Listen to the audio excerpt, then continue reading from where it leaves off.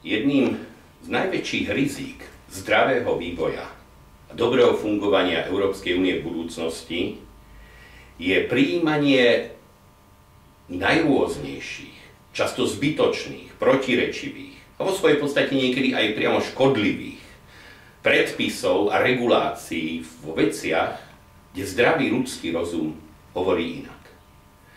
Za týmto prijímaním stojí mohutný a stále mohutnejúci aparát byrokratov, ktorí sú nielenže nevolení, ale i v prípade produkcie hlúpych nápadov v zásade ťažko odvolateľní, na ktorých volič, ktorý má podľa ich pravidiel žiť, zväčša nemá nejaký dosah.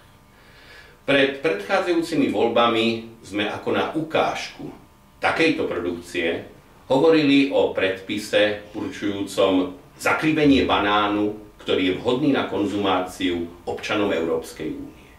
A hľa, netrvalo ani 4 roky a Európska únia tento veľkolepý predpis zrušila. Domnievam sa, že zdravý rozum káže neprijímať hlúpe predpisy a čeliť im ešte skôr, ako sa predpismi stanú.